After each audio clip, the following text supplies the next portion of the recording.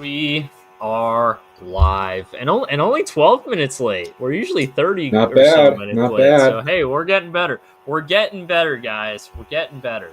Welcome back to the West Coast Draft Podcast. As always, it's Beau, it's Rob. Daniel's not back yet. His hiatus is still going. One day it'll end. Which when it does end, I'll have to update the yeah, we're getting pretty close to a year. One day when it does happen, I'll have to update the pod profile picture. There's the word I was looking for. I have to update the profile picture again. But someday is not today. I hope Daniel comes back, man. Me too. Maybe if the Lions win the Super Bowl, he'll come back. Yeah. Maybe it was the because he was going to come back after the playoffs last year, and then I think it was after the Commanders-Lions game, he was like, "This broke me." It did. It really did. Poor guy. So we'll get Daniel back on. Man, we miss him. If obviously no one in this chat right now knows Daniel, but go back to some of our episodes from like 2024. He was the MVP. He was the MVP. He was. He had some. I mean, I remember we were looking at like our last year's mock draft. Is like, what crazy stuff is happening here? It's like, oh yeah, he had the greatest mock drafts, man. I like how the first like 2 minutes of this pod has turned into a eulogy for Daniel. Daniel, if you're watching this, we love you, man. You gotta get you come back. But, Gary, come home. Gary, come home. Anyways, but yeah, we're talking NFL today. We're talking NFL Week 5, previewing NFL Week 6. We are doing another speed run on picks. We have only 3 more games in the season, so we'll get to full stuff soon. But I need to have my rest before games, guys. I'm sorry. That's fair. We could start doing these on Wednesdays, but I mean, let's be real. No, let's be real here, folks. Come on. We have a Tuesday, Thursday schedule. And plus, I just gave someone a hard time on the last pod about not knowing the Tuesdays college. That is true. NFL. So we can't go back on that now. I think we literally did a Wednesday college a few weeks ago. Actually, we did actually. So I mean, it happens. Hey, why is my name misspelled in the chat? Come on, guys. Are you still enjoying your fall break?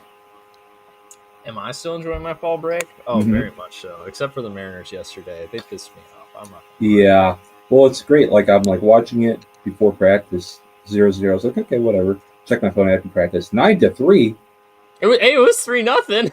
I saw that too. 3-0 at the halfway through the 5th. I saw that too. Oh, that was I was probably so. It's funny actually. I will say because Bryce Miller was actually pitching pretty good. Like he was starting to, give up some runners in the bottom of the 5th. So I mean, on one hand, I get pulling him, but they pulled him after like 2 runners. Like I'm pretty sure there was still no score. It might have been 3-1 actually. But it was 3-1, I think, when they pull him, and then Spire goes in, can't get anyone out, ends up needing to luck out just to keep it 3-3, and then Spire goes back in. I think he allowed a home run on the very first pitch of the next inning. So then it's 4-3, and it just kept spiraling from there. Bizzardo couldn't get anyone out. It was brutal. The bullpen was just awful. Like, I get pulling Bryce in that moment, but man, the bullpen was awful. But anyways, tomorrow's going to be a better day. We're back at home. Huskies are playing at the same time, so that's kind of sucks. But, I mean, I'm not going to either game because I'm in Arizona. And I'm not even going to get to see either. That's true, because you're going to be coaching. You're going to miss 2 huge. Well, I know. Huge. In college football, when you're only guaranteed 12 regular season games, you can make an argument every game's huge, especially conference games. Yeah. This will be my 3rd missed home game this season. Why are the Huskies and Rutgers always playing on Friday night? Because they played on Friday night way back in the day too, like 2016 or 17. Right. I can't remember what year it was. Yeah, no, you're right. Rutgers, Washington's that Friday night staple. It was 17. Yep. 17, yeah. Friday night staple. Let's go. Every Washington Rutgers game from now till the end of eternity must be played on a Friday night. That's actually the 11th commandment. Fun fact for you people trying to pass a religion quiz tomorrow. You have a religion quiz? No, there's not. Not my school. Not my school, at least. Someone out there, someone on the interwebs might be watching who has a religion quiz. It's definitely Catholic schools. A Catholic school, or it could be a general religion class. Generalized religion. That's probably college, right? Yeah, that's what I mean. Yeah, college. BYU. Ooh. BYU. They ain't gonna be teaching about different religions. You kidding me? No, about Mormon stuff though. Oh well, yeah. Do the Mormons follow the 10 Commandments? Well, the thing about Mormonism is they have continual revelation. So, like, they call the leader of their religion the prophet. Oh. So, and the prophet gets revelations from God.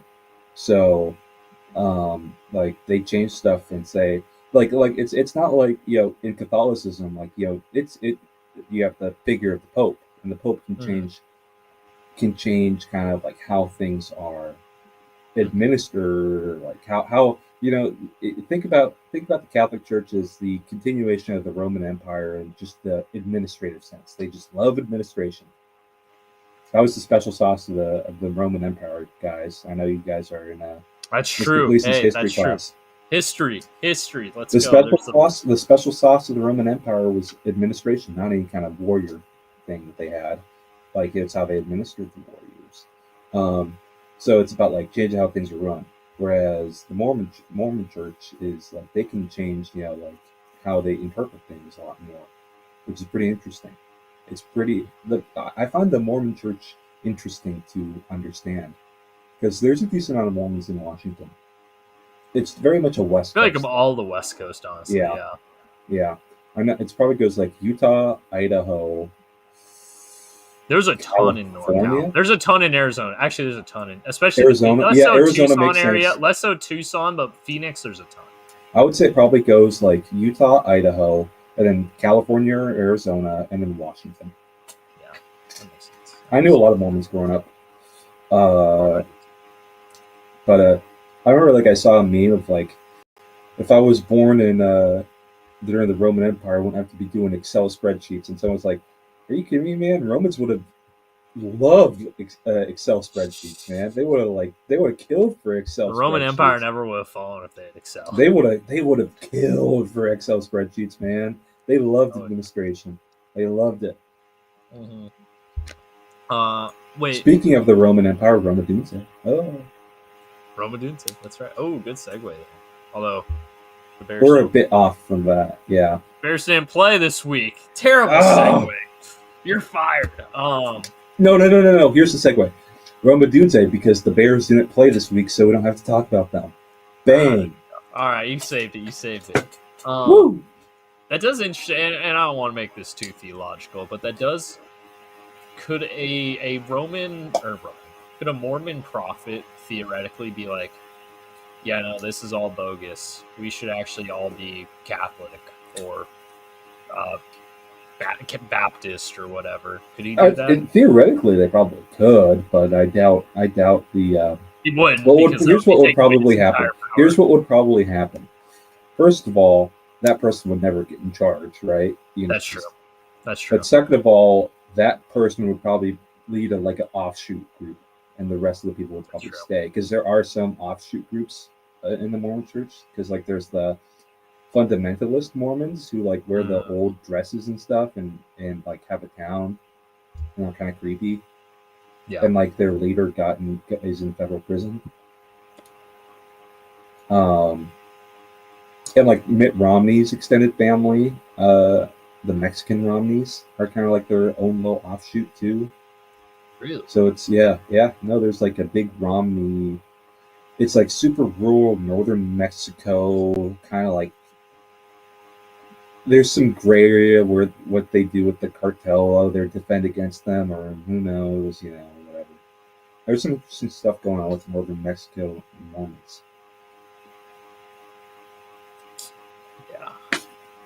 I'm not gonna lie, I didn't know there were Mormons in Mexico. I thought northern Mexico. Yep. Really, I thought everyone there was Catholic. I'm not gonna lie. Maybe I'm. Well, they moved there. They moved there when all the Mormons. They moved there when all the Mormons moved west from Ohio and Indiana. You know where Mormons believe the Garden of Eden is? Oh, I've heard this before. I'll give you a hint. Okay. It is in the United States, and I will accept a state. Utah? No. Oh man. Okay. Good guess though. Is it in that area? Mm, mm, no, I don't think this would count as in the area. It's not Right. super far away though. So it's not Utah. I will say this: it's not on the coast, either coast. Okay, so it's inner It's inner America. St. Louis. That's the correct state, Missouri. Missouri. Oh, really? Yes. I don't know if they think it's in St. Louis, but they think that the Garden of Eden is in Missouri. Goodness gracious. You know what? I'm. You know what? All religions are kind of weird. I'm not going to judge. Oh yeah. Oh yeah. No judgment. I'm just stating the fact I'm of, not- of what they believe. I mean, I just find the Mormon Church a little interesting. Oh no, they're very. I honestly find, like, obviously I'm not Mormon, but I find just general religious talk to be quite interesting. Like, I've got my religious beliefs, but I just find talking about it to be quite interesting. I like to. I go on a lot of YouTube videos and just learn about different religions. The study of religion from like a secular angle is very interesting. It's very interesting. Oh, yeah. So, like there's a class I took in UW where like one of the readings was like a some critical reading of the Bible, which I found was interesting because I'd never done it, in a secular sense. I found that very interesting. It was like an ancient history class, and we did a little bit of reading on the Bible. My favorite unit in that class was the Minoans and ancient priests. Those are some cool people. They like their horse jumping. and I took a really interesting. Let's go Bucs. By first place start against the Niners. Hey, I know you're going to get an agreement from Rob on that one. Mm-hmm. At least this week. We'll talk about the Bucs. I think I will say before we hop into the games, I think my favorite class. While we're on the topic of religion, it was a really interesting neo-paganism. The studies around neo-paganism, specifically Norse mythology and how we see it in modern day, and actually the manifestation of the idea of Ragnarok, and how we see it what's the word? Reimagined and almost reincarnated, not literally reincarnated, but metaphorically reincarnated in modern times. And one of the examples they gave was what the Vikings did to the Browns in London this past season. There's the segue. Well, just one quick question about that class. Did you get to watch any Thor movies? Oh, I made it up. That was not a true story. Oh, dang it! That was brilliant. That was brilliant. I did take unironically, not a joke. I did take a Vikings class. Oh, I've heard of the Vikings class many times. It's split into 3 units, and the middle unit's all Norse mythology, and it's fascinating. That's cool. That's cool. Did not watch any Thor movies, but that was around the time when I was playing the new God of War games, which I think is probably a better reflection, anyways. See, I never had a PlayStation. Oh, I just got the Sister Jean notification. Yeah. Rest in peace, Sister Jean. Rest in peace. Rest in peace. Oh, you're back. I'm back. Okay.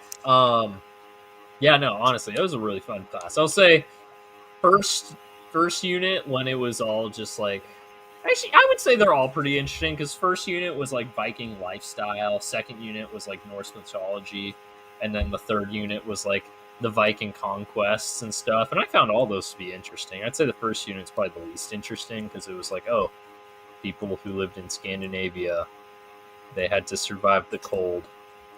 They did have a lot of interesting cultural stuff. Like, we learned about like the runes and shipbuilding. Bluetooth. Bluetooth, that's right. Bluetooth, that's where it comes from. So, lots of fun stuff. Didn't learn about Eric the Red, surprisingly. Eric the Red. Oh, yeah? It's surprising. But interesting. Good times either way. And funny enough, I teach a Viking mini unit. It's like 2 weeks in November, which is coming up in a few weeks. Hey, I didn't even realize. We're in Q2, baby. Well, almost Q2. Anyways, I think that's probably my favorite mini unit. I just think Vikings and Norse mythology are so fascinating. Oh, yeah. Absolutely. Which is Again, convenient, because guess who we're talking about? The Vikings and the Browns. The Minnesota Vikings. Minnesota Vikings. They went to London, took on the Cleveland Browns. Dylan Gabriel actually looked pretty in control. He did. Didn't like, obviously, I'm not going to keep a British accent out, by the way. Didn't like light the world on fire or anything, which I don't think any of us expected him to do. But what he did is what he did well at Oregon: avoid turnovers, play game manager football, let the guys around him make the plays, and just not screw it up for him. See, I feel like Dylan Gabriel is the kind of player that has kind of gone away, especially at quarterback, because like all quarterbacks now are very, very traitsy, even like backups, right? And teams just give chances to traitsy guys, whereas that kind of game manager backup is kind of a dying breed. He is a game manager backup, and that's fine. Yeah. He is the ultimate pure game manager, and I think at this point that's almost what the Browns kind of need. Leif Erickson, there you go. We got Leif Erickson shout out in the chat. That's what the Browns need, though. I mean, obviously they didn't win this game, but they hung pretty tough. I mean, against a good team. Yeah. Hold on, I need to pull up this tweet because this is hilarious. I need to pull this up. Oh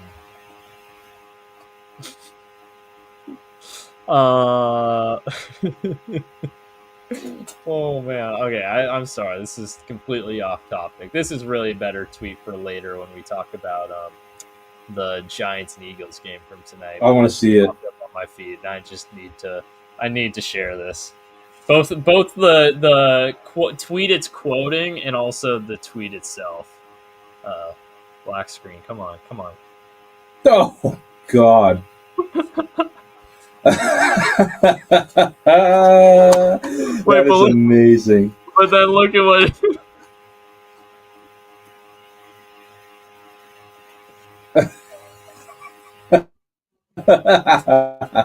This is great. Oh God. That's awesome. I love that. I love Cam Scattaboo, man. Shout out 916. Shout out Cam Scattaboo. We love you. Shoot, I can't remember. Oh yeah, we're talking about Vikings and Browns. No, Dylan Gabriel looked in control. I think anyone who was, and I know we weren't the biggest Dylan Gabriel fans in the pre-draft process, but anyone who thought he was going to come in and look like an absolute disaster, I think doesn't really understand who Dylan Gabriel is. No. He's going to be extremely conservative. He's probably not going to win a lot of games, but he's not going to be asked to win a game. He's in there to not make mistakes. That's why he's playing. That's why he's playing over Shedeur. I think I prefer Shedeur as quarterback. I think he's a better player. I mean, but if you want someone, I think when they benched Flacco, it was because he kept turning the football over, and you're not going to get that pick. Yeah, we'll talk more about Joe Flacco. We will talk. We'll talk a lot about Joe Flacco. I would love teleportation. Oh, dude, teleportation. Weren't we having a conversation in the last pod, the superpowers? Oh, yes. 2 pods ago, I think, actually. 2 pods ago. Man, Pandemonium's just bringing it back, but we love Pandemonium. Teleportation's sick. Object manipulation. Like telekinesis, like moving stuff with your mind? Or like transforming with your mind? What do you mean by teleportation? By object manipulation. Both would be sick. From the Minnesota side of things, man, we almost got Dylan Gabriel versus Max Brosman. Oh. But then Carson Wentz got cleared. Justin Jefferson is quarterback proof. He will play well with literally any quarterback. So, gotta give him his props. He'll play better with Sam Darnold. He would be better with Sam Darnold. Be better with Kirk Cousins. You know what's been funny lately, and we'll talk about this more, is Vikings and Seahawks' Twitter war about Sam Darnold right now. Oh, yeah. Which I don't know why that's a thing, because, I mean, look at Minnesota's QB situation versus how Sam Darnold's doing in Seattle. I feel like that shouldn't have to be a war. Yeah, I know. We'll talk. We'll get to it, though. Vikings fans are so upset about, oh, man, it looks like we're coming out on the wrong side of that. Just give Kevin O'Connell his flowers in that case. Say, oh, yeah, we've got the best quarterback developing coach in football right now. Yep. Just say that. There you go. That's a win. That's a win. You don't have to think Sam Darnold sucks. Shoot, if anything, Sam Darnold succeeding is a reflection on how good Kevin O'Connell is at developing quarterbacks. Yeah. I take it as a compliment. But what are you going to do? What are you going to do? I guess I don't take Jesse Bates being amazing at Atlanta as a compliment for Lou Anarumo. That's fair. But that's not me being mad at Atlanta or Jesse Bates. That's me being mad at the freaking Bengals front office. But anyways, next game here. Speaking of former Bengals, Las Vegas and Indianapolis. Speaking of Lou Anarumo, hey, there we go. Nice. Hey, you know Jermaine Pratt got cut after this game and then immediately signed in Indianapolis. Oof. It's kind of fun. I mean, it's kind of funny actually. In the it's like those old baseball like mid-game trades, walking to the other dugout. Yeah. Well, yeah, it literally is actually. It was funny after this game, like literally within a week, Lou Anarumo signed both Mike Hilton and or Lou. Bringing the whole band together. Yeah, I got Jermaine Pratt, and everyone's like, "Oh, they're going to trade for Trey Hendrickson," and it's the Bengals season keeps falling apart. I'm like, yeah, maybe. That one's a maybe. It's a classic Pete Carroll roster turn right there. Yep. Should have kept Robert Spillane. He's balling out for the Patriots. Yep. This is very funny to me. Geno stinks this year. Geno's terrible. Yeah, if y'all want to make fun of a quarterback, make fun of Geno. He's been horrible. The other meme that's been very funny is like, no one take quarterbacks from Seattle anymore. Yeah, right. Anyone gonna? Oh, did you see the other two quarterbacks that the Bengals were considering other than Flacco? Who? Take a couple guesses. Drew Lock? There was two. Drew Lock was one of them. I know the other one. I'm forgetting his name, but he was traded to the Seahawks from the commies. Yeah, Sam Howell. Yep. Sam Howell. Oh God. Oh, a couple former Seahawks. And as soon as I saw that, I was like, you know what, Joe Flacco, come on down. Yeah, that's even. Hey, I'd take Drew Lock over Sam Howell in a heartbeat. Yeah. Well, as soon as I saw it was between Drew Lock, Sam Howell, and Joe Flacco, I'm taking Joe Flacco. Yes, I agree. For a while, I was like, oh, Jameis Winston, Russell Wilson, Kirk Cousins. Oh man, you should go for Jameis. Jameis with those receivers. Jameis would have been so fun. And with those receivers too. Yeah. You'd be like saying something about like tiger stripes and something in pregame speeches. Oh, that'd be awesome. Oh. Missed chance, right? I love Jameis, man. I love Jameis. I like how Jackson Dart's turned into just a white Jameis Winston. Like, you can tell between Russell Wilson and Jameis Winston, who's been more in his ear during, like... Oh, absolutely. It's basically white Jameis Winston. Oh, Jameis and Jackson Dart are boys. I can and like Russ doesn't hang out with them. Yeah, Russ is like the old dad, and then Jameis and Dart are just like home. Jameis is the uncle. Yeah, Jameis is the cool uncle. And then Russell Wilson's kind of the dad friend that's like, or not even the dad friend, like the dad coworker. Yeah. That's like when you're at work, you got your one boy, and he might be he's older than you, but you got your work. You got your work. Rob Staten put out the other day that he thinks the Seahawks could trade for Max Crosby. No, if that happens, but then he also just signed like a trade for Boswell. Did he just sign a 5-year, $35 million? Yeah, he signed a fat extension. Yeah, no, the Raiders would take so much dead cap on trading that contract right now. Actually, no. Actually, there's it would only be $4 million in dead cap. Really, that's interesting. Okay. Yeah, he has trade flexibility with that deal. And it's not going well right now for the Raiders, man. No, they suck. Hold on. But I'd trade a first for Crosby, and I'd trade Tariq Woolen and Boya Mafe. Can I find this tweet? I'd give up a lot for Max Crosby, but it'd be funny if he went from flipping off Seahawks fans at the start of the season to being traded there. Yeah.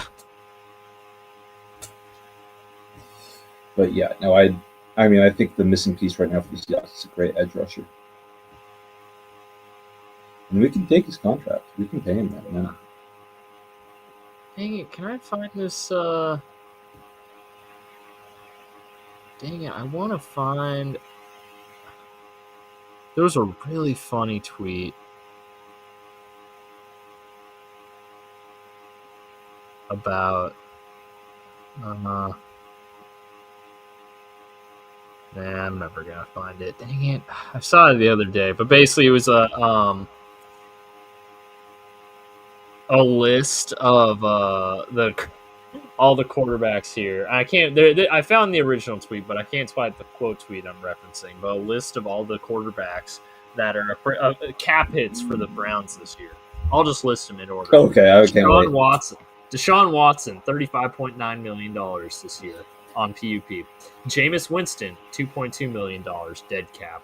Dylan Gabriel, $1.1 million active. Joe Flacco, $999,000 dead. Shadur Sanders, $955,000 active. Bailey Zappi, $315,000 practice squad. DTR, $171,000 dead. Kenny Pickett, $8,000 dead. And then, so I think the quote tweet was basically like, "Why are so many of them dead? What's happening to Browns quarterbacks?" It makes me think of that Incredibles scene. Yeah, where he goes through the list of all the superheroes that got killed. Dead. Would you rather? Oh wait, hold on. Here's a good question. Would you rather have every door you walk through take you to a random door in the whole world, teleport every 2 hours to the place of your choice, but you can spawn anywhere in a 50-foot radius, so you can potentially teleport anywhere underground? Would you spawn in a wall? You could potentially, or you could do it. You could spawn in a wall. That's the problem. But would you rather every door you walk through? Like I walk through a lot of doors. Is that called car doors? Could you try to get into your car and then all of a sudden be in like Brazil? If you go back through the same door, would you go back to where you were originally? Because if that's the case, I'd think about that one. If every door will like again send me to another random place, I'm out on that one because I walked through so many doors. Like I'd be late for work. If I was leaving my bedroom in the morning, I'd go to freaking like Africa. Yeah, and I can spawn anywhere in a 50-foot radius. So that means up and down. So I would. Well, it means in a sphere. It means in a sphere. Yeah, in a sphere. So it means up, down, left, right. Yeah, just in 50-foot general radius. X, Y, and Z axis. There you go. X, Y, Z axis. Yeah. I would. So here's what I'd do. I would take the field across from like my school. I would dig a 50-foot pit there. And then I would put a bunch of mattresses above it. And then I'd build. And you always teleport there. So that I'm at, every single time I have to teleport, I teleport there. All right, I like it. So if I'm 50 feet in the air, I fall 100 feet, but I'm falling 100 feet onto mattresses. Am I still going to die? Probably, but for the sake of this argument, let's pretend I would. Because let's face it, in that scenario, wherever you spawn, if you're 50 feet in the air, you're probably going to die. Unless you're over water. You could maybe survive that. A net. A big net. Ooh, big net. Why didn't I Or wear a parachute 24/7. Big net would have been so much easier. I should have done big net. Man. Yeah, the in the ground or in the air, that one throws a wrench in that one. But again, I'm out on the doorways thing, because that would just be a bummer to deal with.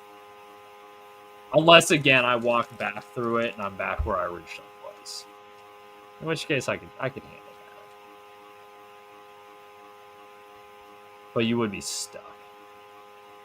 There's so many doors, There's so many doors in the world. Imagine you try to walk into a bathroom and all of a sudden you're in like an airplane. There's airplanes in the bathroom, or there's bathrooms on the airplane. There is bathrooms in the airplane. I should have thought of a better example. You're on the light rail. You're on the Seattle light rail. If you go through the same door, it'll be random. Okay, yeah, no, I'm out on that. I'm out on that one. That's too risky. I could never end up home at that point. No. You could go There's home. You way could too leave many and doors. never end up back home. There's So, more I'm doors out than on there are people in the world. Yeah, I'm almost. I'd rather fall 50 feet to my death at that point because it's too risky. It's too risky.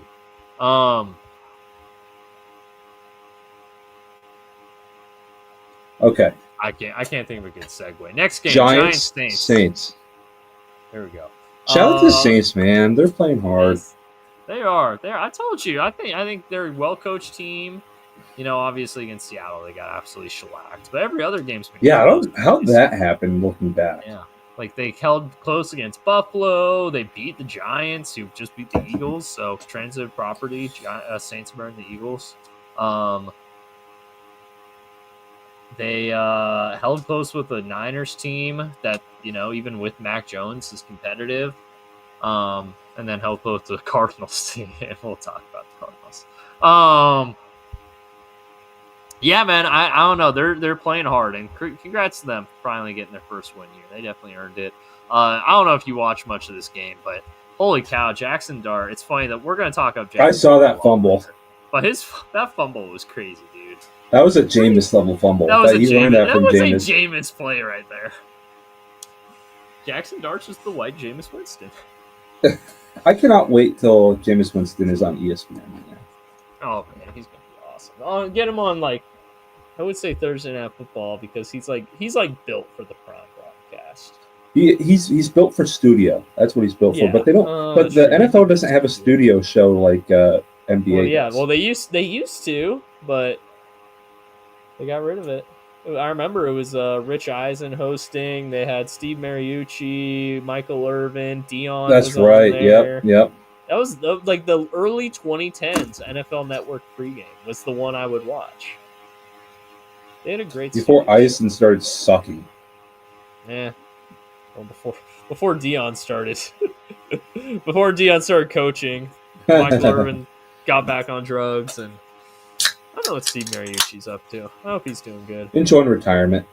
Who else? There's one other person on that studio. Oh, it was Marshall Falk. That was great with those old white graphics too. Yep. And then you'd have Mayock for draft. Oh, yep. Man. Take me back to that NFL Network. Yeah, NFL. No wonder NFL Network had to get bought. That early 2010s NFL Network was so peak, man. I remember when we first got it at home. Oh my God, I was living. Oh yeah, no, I was so lost. I wouldn't watch anything else, honestly. I was a big first take in the morning guy. That's fair. Guy. That's fair. Back when it was Skip and Stephen A.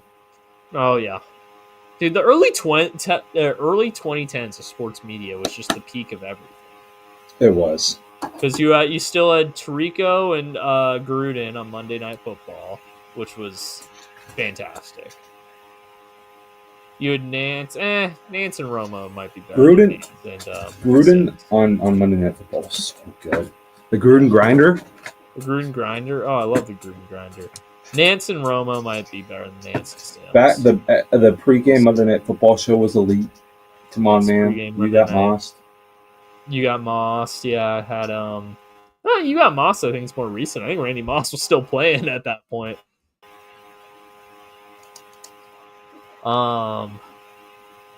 Yeah.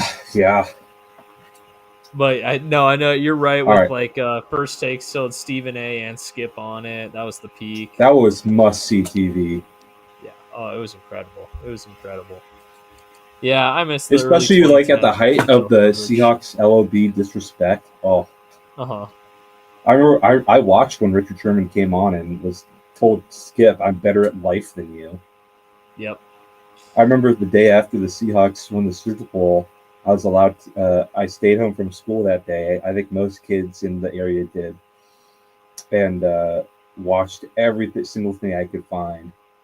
Every single thing I could find on TV. I was like watching NFL Network all day, but I watched First Take. I remember this very well. Skip or Stephen A was like, "The Broncos got pumped last night." It was great, man. And I remember going to They didn't get set up right away, but like a week after, at like every gas station, there'd be these tents of bootleg Super Bowl gear for the Seahawks. And I still have my hat and sweatshirt. I wore that sweatshirt every day for like a freaking year. Man, that was a great time. Yeah. I feel like that was a really fun time to win a Super Bowl in my lifetime. Yeah, that would be the time to do it. I feel like once you're an adult, it loses. I mean, not that you don't want to, obviously, but when you're 13, 14 years old, you can go to school and just it's like, especially when you're like local and like almost everybody's a Seahawks fan. Oh yeah, then that's probably pretty great. It was awesome. Everyone wore their jerseys on Friday. Everyone had a different player's jersey number. Yeah. I will say, that was the cool going thing to to a do. school where I was the same fan as literally nobody. I don't think there was a single other Bengals fan at any school I was at growing up. That was a little different. It was mostly ridicule when they sucked. But when they were good, it was like, hey, I can be unique and celebrate this. That's nice. That was fun. Cool. They were good all of my middle school years. They didn't start really sucking until high school. I remember middle school is when kids are the cruelest. So I remember when me and my brother wanted, the Seahawks Super Bowl gear. You see ads for everywhere if you're local. The NFL, congratulations, Seattle Seahawks, on winning the Super Bowl. Trying to sell the merch. Yeah. And like at first our dad took us to the bootleg tents. We were like, Dad, no, we want the official thing. Come on, Dad. Everyone else is the official thing. So it's like, fine. So he let us get two things. So I got a hat and a shirt, or a hat and a hoodie. My brother got a shirt and a hat.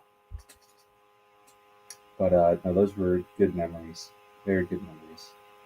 Would you rather have super hearing or be deaf? I'd rather have super hearing. Yeah.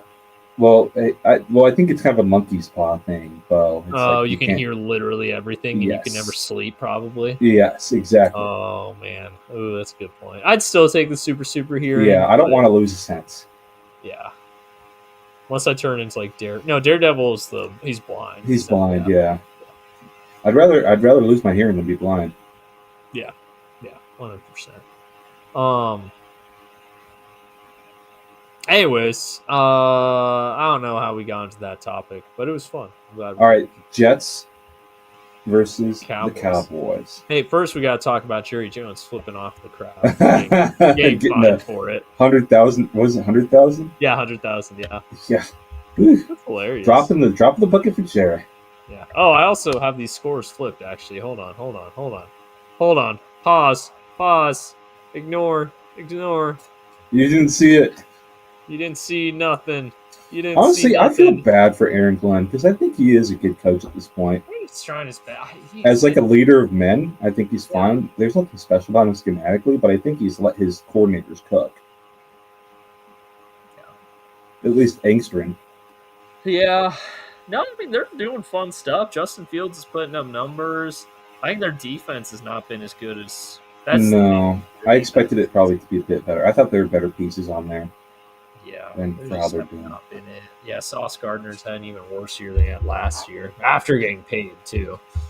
How's New York? Let's see. How many points have they been allowing? I know they allowed a lot to Pittsburgh, a lot to Buffalo. Oh, yeah, their lowest point total of the year so far is allowing 27 to Miami. Yeah. In 2025 NFL, too. Ooh. They're I mean, Armand Membu's been a stud. Yeah, their offense hasn't been the problem. Obviously, he scored 10 against Buffalo, but it's Buffalo. It's the defense. I would not have expected, with the way they're playing, I'm surprised that they're the last winless team. Yeah, no, they're not playing terrible football. They should have beat the Bucs in Tampa. They almost had them. Well, I wouldn't say should have, actually, because they didn't need a blocked field goal return for a touchdown to get the lead at the end. But they had a shot to beat the Bucs in Tampa. They almost did. And the Bucs are a good football team. So, yeah, I don't know. Wait, well, let's see. Hold on. What's their upcoming schedule like? Who are the Jets going to beat? Because they're going to beat some teams. They really needed to beat the Dolphins. They play the Broncos in a couple weeks. They're going to win one of these. Yeah. Oh, yeah, they got a good stretch coming up. They're going to win. They could win all these three, honestly. They can win all these three. They could beat the Patriots theoretically still. They could beat the Ravens. Falcons are kind of up and down. Honestly, They're definitely in yeah, prime market after for a that quarterback in Broncos the game, draft. like I could envision them winning There's pretty much plenty every of other wins game on on. their There's schedule plenty of except wins there for them. There's plenty of yeah, wins there. What yeah. if they beat the Ravens? They could. Hey, the Ravens defense is hot garbage without Matabike. I know Hamilton was out too, but like even with those guys healthy, it was bad. And now they don't have Matabike for the it's a neck injury. He might. I don't want to say anything. It's a Raven. Let's be real. It might be a career ender if it's Yeah, bad with a really. neck injury. Yeah, is what I've heard. Jeez. I'm not saying that's what it will be, but I've heard some people like whisper. I've heard whispers. And that is Matabike or Matabike, Hamilton. yeah. Yeah. Speaking of Matabike. Kyle Hamilton, basically my Kyle Hamilton, I have a really good freshman safety. Love the kid. Yeah. He's been awesome for me. Big body, but can move. Since we canceled our JV for at least the time being, Yeah. I didn't see it happen, but I overheard that he got a concussion in Tuesday practice. I was like, huh. And like me and the other varsity coach or JV coach were like, that's weird because like there's been a kid or two that we suspect are kind of maybe lying about a concussion to get out of schoolwork. Is that they let them get out of schoolwork here? Isn't that crazy? Yeah. That's interesting. But we're like, this kid wouldn't do that. This kid wouldn't do that. So I went up and talked to him because he wasn't here yesterday. And I went up to talk to him like during warm-ups today. I was like, hey, man, how you doing today? How did you get your concussion? And then I took one look at his eyes. I was like, oh, yeah. Yeah, he's got a concussion. His eyes were so dilated. I was like, yep, okay. It's like, I just suspect you a lot. But I was like, whew, jeez. No, I was not. What are you looking at? There's a tweet. There's a tweet about the Scattaboo and Dart after the game, and send that to me. Oh, I'll just send it to you because it's hilarious. I don't think I've. It's a little blurry. Yeah. The caption. I won't say the actual word, obviously, but these dudes communicate like pit bulls. They're just like making noises at each other and like bumping heads. And I'm like, yeah, I can see it.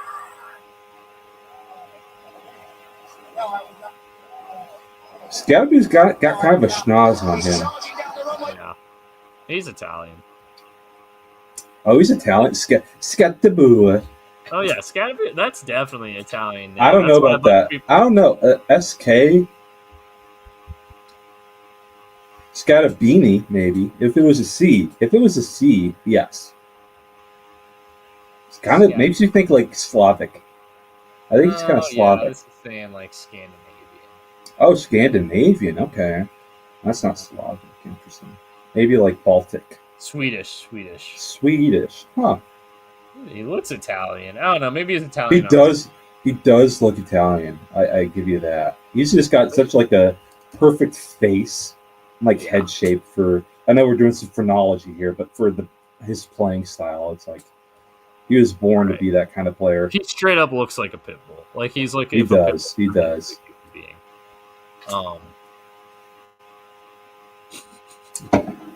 He's right into telephone balls. I just imagine that's a drill that I'm gonna put my future son through. Run through telephone poles. Oh, my back.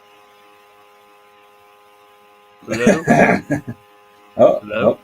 Oh, I got you now. Okay, you're good. Did you hear what I said? Yeah, you have your son run through telephone poles. Yeah, I'll be my future. That's how I'm gonna train him in the off season. Oh yeah. You'll be great. Hey, that's how you learn to not fear contact right there. Run to something that is going to hurt you and won't hurt back. Yep. He's got no fear, I'll tell you that. All right, Denver versus Philly. Oh, the first Philly loss of the week that will be. I know. Yeah, Philly blew in this one. Honestly, Philly's past three halves, I should say, 6 quarters, have been pretty terrible because they were up 17-3 against Denver, and they blew it. Couldn't get off the field. Zach Ballin had a soft penalty, in my opinion. But yeah, absolutely. I mean, but they call it at the end of the day, and he did screw up. Yeah, Eagles blew it. I don't know. We talked about it a little bit on Tuesday's pod, but they're just not. This ain't the Eagles team that we remember last year. I don't think. No, not yet. Oh, I think that attrition of all the players they lost on defense is finally getting to them. Yeah, and I think, defensively, especially in the secondary, it's been rough. They have talent back there. Yeah, they got Mitchell and DeJean and Blankenship still back there. They're well coached and they have talent, and I don't know what's happening. Their offensive coordinating is awful. Yeah, their offensive generally they look broken offensively. Like their offensive line sucks right now.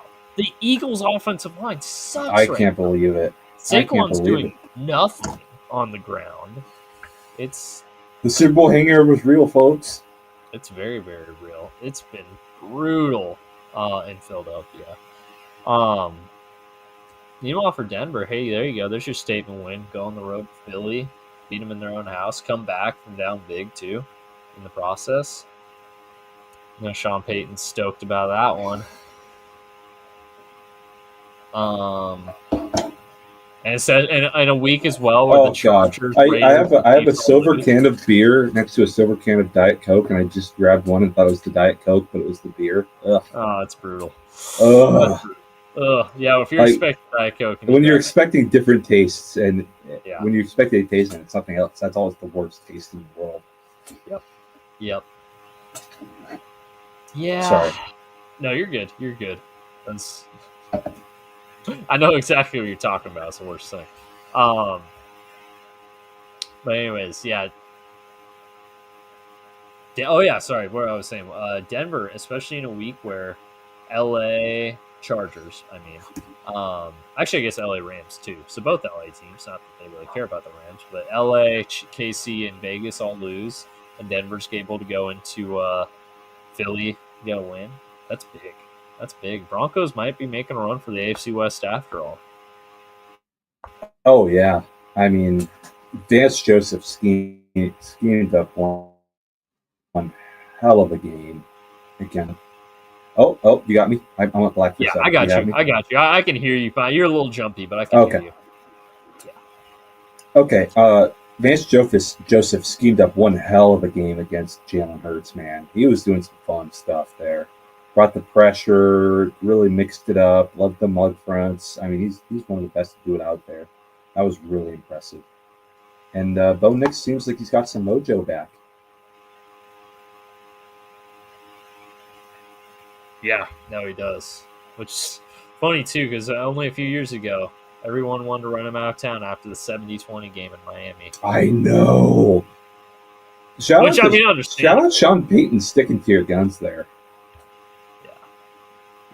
No, he knew what he was doing. He gave it time. I mean, yeah, that first year with Sean Payton was rough, but I mean, everything in Denver is working right now. There was a whole lot of problems more than Vance Joseph that year. Yeah. High knees on the plane. High knees on the plane. That's right. Oh man, I almost forgot Russ was the Broncos quarterback at some point. The Russ Broncos era was like both super like eventful. 2022, Russ in Denver was very eventful and memorable. 2023, almost you forget that he was there. Yes, absolutely. Yeah. I can't believe what they've done to my boy. Yeah, his legacy is effectively tarnished. You know what? One day contract in Seattle, hang it up, Russ. Yep. Put the prize in the bag. Oakland next year, maybe, or Las Vegas. Vegas? Oh man, make it happen at the trade deadline. Imagine Gino backing up Russ again. Oh, it'd be so good. That would be the most toxic locker room in the world. Oh, 100%. It'd be hilarious. Oh, yeah. Which, not that Vegas isn't toxic right now. Seems like everyone's not very happy. Yeah, actually, apparently, one of the things from when Jermaine Pratt got cut, and I know we're kind of backtracking here because we talked about this already, but the reports were that he was just like a bad teammate, just kind of a jerk to people in the locker room and everything, and all the comments were like, Really, the guy who made Joseph Asai cry after the AFC Championships, not nice to teammates. What a surprise! That's What a exactly what I was thinking about. That's exactly what I was thinking about. Yeah. Like, we've seen this before. Not that Joseph Asai didn't deserve it, but I will say, I know Joseph Asai got death threats after that game, and that's Yeah, maybe do it behind the locker room doors, not by cameras. Yeah, right. Exactly. So, yeah, no, it seems like Jermaine Pratt. I mean, I don't know. I think Jermaine Pratt's he likes winning. They weren't doing a whole lot of that in Las Vegas. They are doing a lot of that in Indy, so he might have a shot here. He hasn't done a whole lot of winning in Cincinnati basketball years either, let's be fair. Which, big part of that's on him, but we won't get into that. Miami, Carolina. First and foremost, the big storyline from this game was Eric Collins. Yeah. Oh man, that was incredible. A legend of a commentator. Get him to be Jim Nance's replacement when he finally hangs it up. That was electric.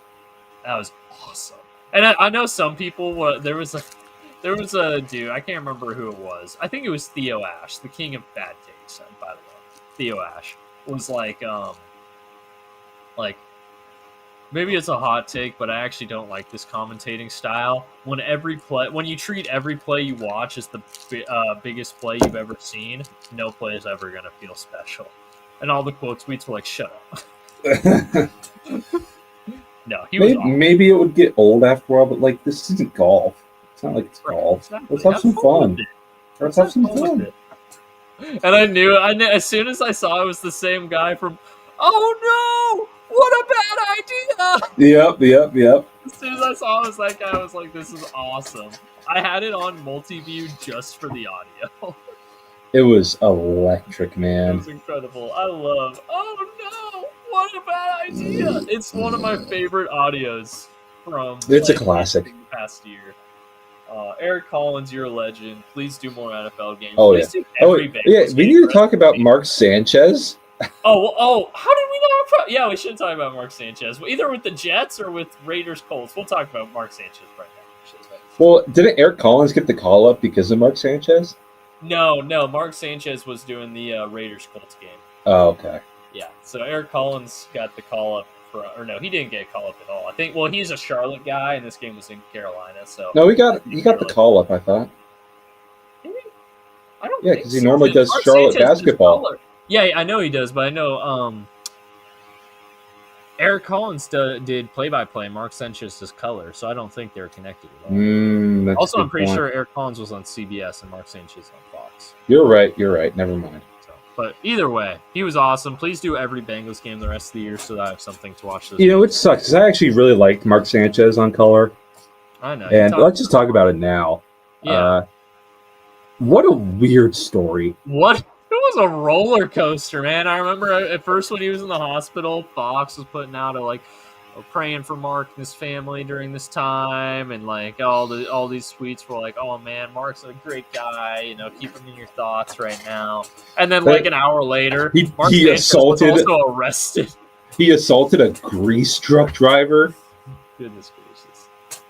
And then some Indiana radio guys like, that's because there's too many black kids in Indianapolis. It's like, oh my. Did you not see that? Part? No, I missed that part. Oh my god! It was it was after he got stabbed, and some Indiana radio guy was like, "This happened because too many black teens in Indianapolis." It was something horrible. And then it turns out it was like a grease truck driver. Yeah, I was gonna say, I remember it was like an old guy, and he instigated the whole fight. Sanchez is a grease truck driver. Sanchez. Oh yeah, because he was drunk. Yeah, that's right. Yeah. Some guy just doing his job in the middle of the night, double parked. Yeah. Yeah. No. Mark Sanchez, man, what a way to throw. When you Google Mark Sanchez, you're gonna get one of two things: the butt fumble or this incident. And I just think that's really sad for him. Because he had a good commentating gig. He was starting to reclaim his image. He was doing like plays and stuff. Nope, it's all over now. It's all over now, unfortunately. I'm sorry, Mark. But anyways, Miami, Carolina. This is actually a really fun game. Rico Dowdle, 206 yards, absolute tank. Jalen Waddle, monster. He had some good. Okay, it was Dan Dakich, former.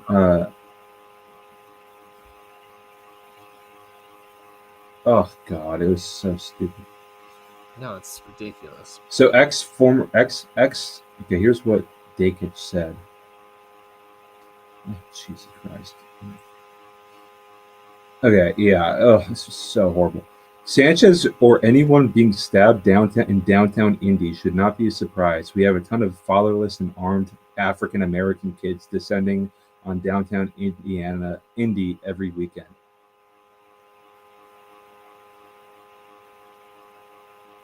Just insane.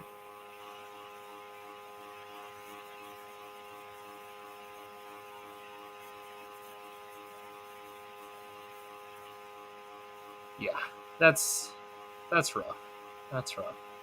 Oh, shocker! The Sharks lost on opening night. Hey, Kraken won. Hey, I went to OT with the Knights. I'll take OT. Hey, that's not bad. Knights are good. We got a point. We take them, baby. Yeah, in San Jose, we take those.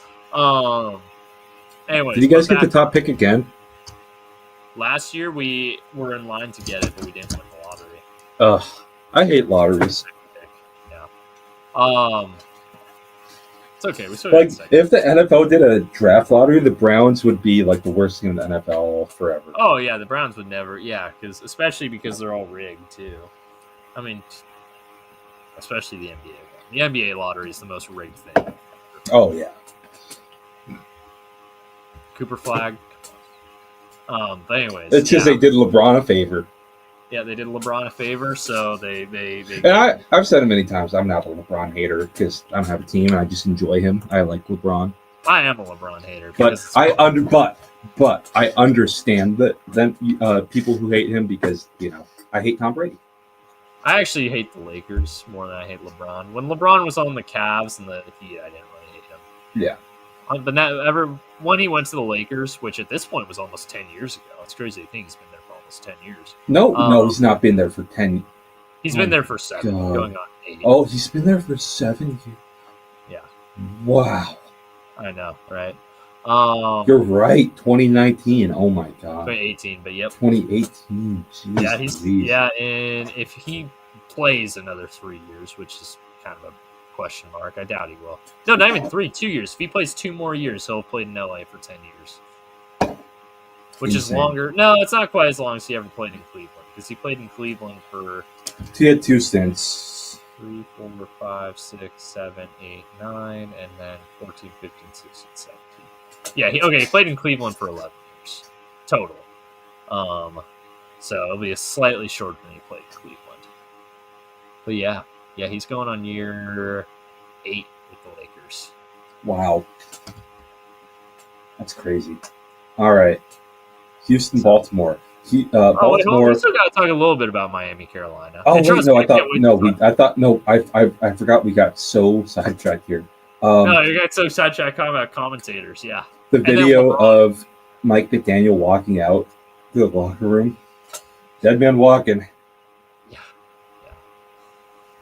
Yep, he's cooked. Yeah, no, and Carolina, good on Carolina rallying. They're a fun team. I love the tweets of I can't remember the old golfer with the crazy beard and stuff and the crazy outfit, standing across from Tiger Woods and like staring him down. I saw one tweet that was like Panthers at 2-3 is like the old golfer, and then Tiger at 2-3 is the Chiefs, or Chiefs at 2-3 is the Chiefs. Hold on, let me see. Who's the golfer? Crazy golfer shirt name. Let's see if I can find the right one. I don't know exactly which one you're talking about. Old guy, crazy old. This one. That is That's John Daly. Come on, you know Oh, who John John Daly Daly. is? I did not know who John Daly is. I'm not. He's a legend, man. He's actually a great golfer. There we go. Tiger Woods, John Daly meme. Okay, it's a bunch of examples, but one of them. Oh, here we go. Here's a somewhat what we're looking for. It's not quite what we're looking for because it's Bears, but it's basically like Chiefs at 3-2, Panthers at, or Chiefs at 2-3, Panthers at 2-3.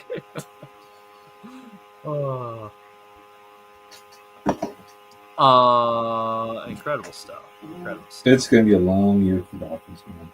Someone's going to get an insane OC though. Oh yeah, absolutely. I know all the Ravens fans are like all the Ravens fans who are already given up on the season. Which offense isn't Ravens' problems. No, I know, but they're I know. Firing Todd Monken, okay. Cool. He's been a great OC for the Ravens. Yeah, unless they mean it's the head coach. I know a lot of Ravens fans want to run Harbaugh on it.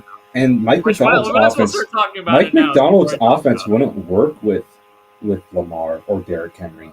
They're a gap team, not a zone team. Derrick Henry's finally starting to show his age. They might be willing to get out of that contract this offseason anyways. We've said that before. That's true. That's true. But this time it might be true. Father Time is undefeated. Is Derrick Henry the Hall of Famer? Yes. Definitely. Yes, I agree. Yeah.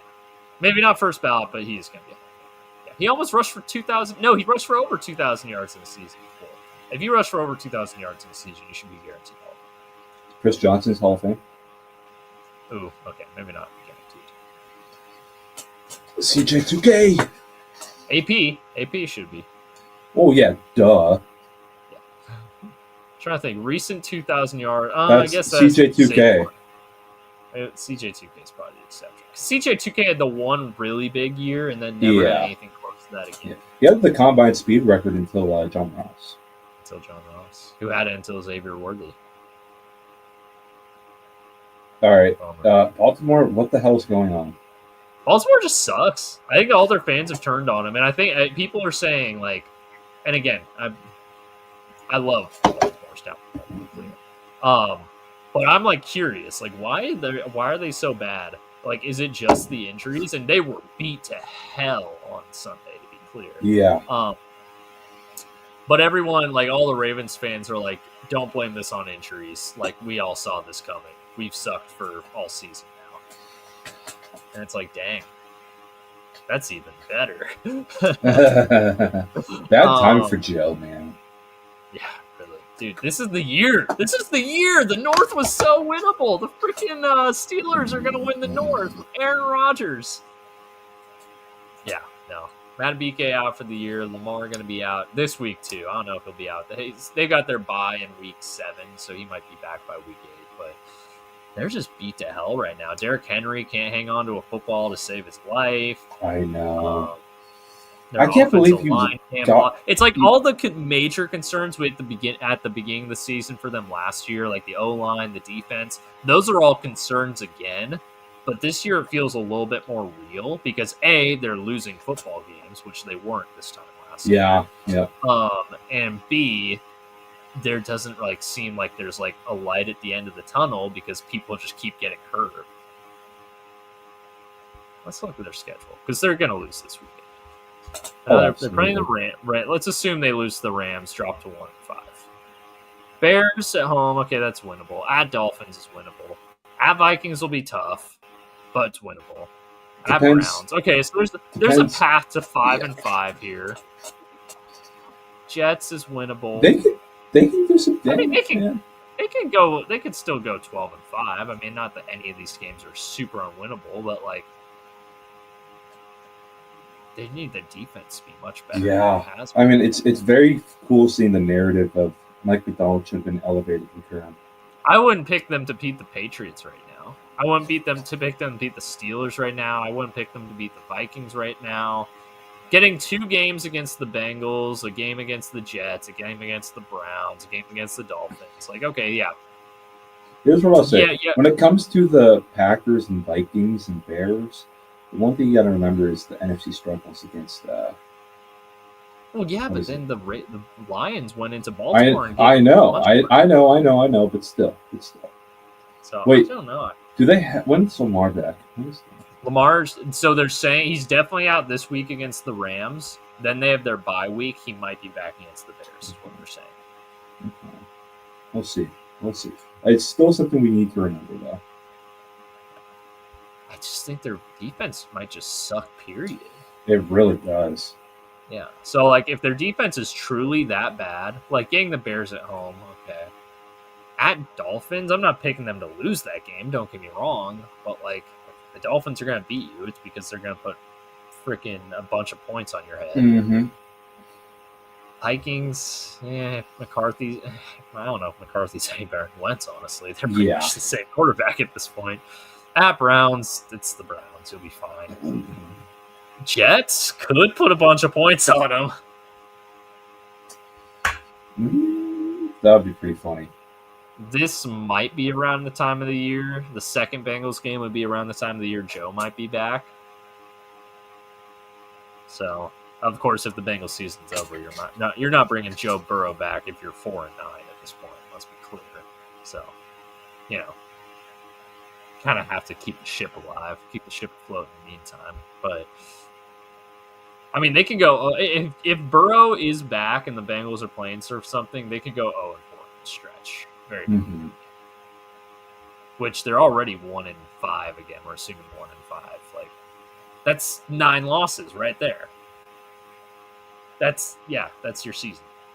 So if the Ravens might have just hung on a little too long to old Johnny Harbaugh.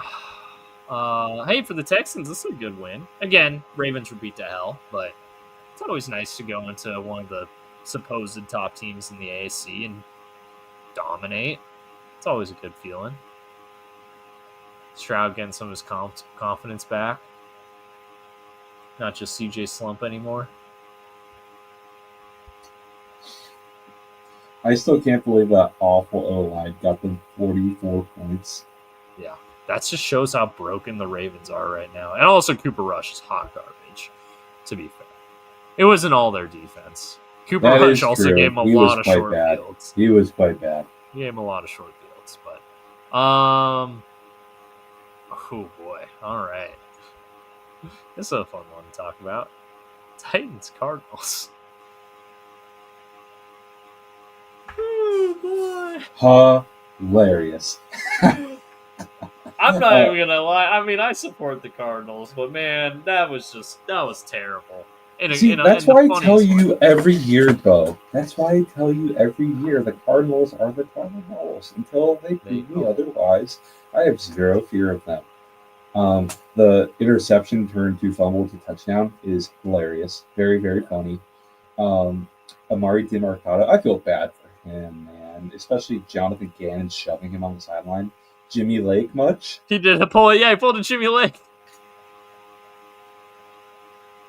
How much was his fine? It was pretty big. 100,000. It was only 100,000. For coaches compared to owners, though. Yeah, that's true. I thought that was possibly fireable. Yeah.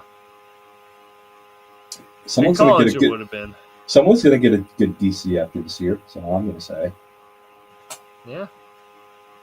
It's been there for 3 years and they haven't made the playoffs yet. I'd say they're 2-3. If this ship keeps falling apart, yeah, he's gonna be Joe Brady's DC in Cincinnati next year. That'd be a good combo, man. Combo. Trade for Buddha. Yeah. We'll see. What was the tweet? It was I think I liked it. Hold on, let me pull this up. Let's see. Yeah, trade for Buddha would be sick. Oh yeah, here we go. The Joe Burrow Bengals versus the Jesse Minter Ravens in 2026. Or Joe Brady Bengals, sorry. That'd be pretty good. There you go. That's cinema right there. Jesse Minter, full circle moment there. Yeah, that'd be pretty cool. I mean, that's kind of righting the wrong of letting McDaniel walk. Yeah. I mean, but it's like it's a pretty hard thing to say. Of like it's in retrospect, I mean, after that season they had, no one's going to force Harbaugh out to a front office spot and give McDonald the reign. That's just not going to happen. That just doesn't happen in the NFL. So that's a hard one to say, but I know that's a sore spot for a lot of Ravens fans, which is, hey, good for me. That was my biggest fear when we fired coach. I didn't want to hire a retread or a bum, and we took a risk. Like McDonald was definitely a risk to hire as head coach. Yeah. Definitely. Oh, yeah. At that age, too. I mean, it's always a little bit of a risk. At that age, kind of not, and super established at that point. I think the results spoke for themselves, but yeah. I think one thing that you definitely kind of saw last year a little bit was just his demeanor was a little different, I'd say. Definitely, he's on the spectrum, right? Probably a little bit, right? Kind of awkward, kind of quiet, nerdy. But the players of Baltimore loved him. Mm-hmm. And for a lot of longtime Seahawks, his culture brought some culture shock. Mm-hmm. Because you go from ultra loose and permissive Pete Carroll to an extent, right? Because the team, there weren't official detailed team rules, but they were pretty subjective. Whereas, especially last year, Mike McDonald was very, his dad was in the military, very militaristic, very Ravensy. Yeah. Whereas this year, he's softened to a large degree, from what I've heard, and players are enjoying it. Yeah, it's good to have it. Yeah, it's good to have a healthy. He's softened a lot more, and I mean, one thing that he said in his interview on the Marshall Lynch pod was, old school mentality, new school. I'm paraphrasing here. It was old school mentality, new school. Oh shoot, what is it? Just ways, techniques, whatever, Mm-hmm. But so there's Tyler Lockett and DK Metcalf and Geno Smith didn't really like Mike McDonald. They didn't really like him, from what I've heard. Mm-hmm. So that was the big risk with McDonald, was taking him on, and he definitely kind of learned going into this year. But the change from Pete Carroll, who's one of the most open, energetic, fun coaches, to a lot more reserved and militaristic head coach, was that was definitely a risk. Does AJ Barner really have more career touchdowns than Trey McBride? You just saw my retweet? Yes, he does. Yeah. Really? That's a shocker. AJ Barner's having a really good year, man. There you go. Speaking of AJ Barner, he had a touchdown in the Seahawks versus the Bucs. That's true. Actually, no, I want to talk about Cam Ward. Shout out Cam Ward getting the first win. Shout out to Cam Ward, man.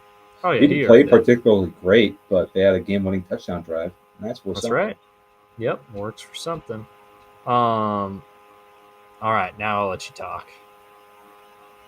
Go ahead, take the floor is yours. All right, Seattle. I'm not disappointed. I'm disappointed a little bit, but I'm not mad. It was an awesome game. I think the blame really relies on coaching here. I don't think McDonald had the best game plan here. I think he underestimated Ibuka and Baker a little bit.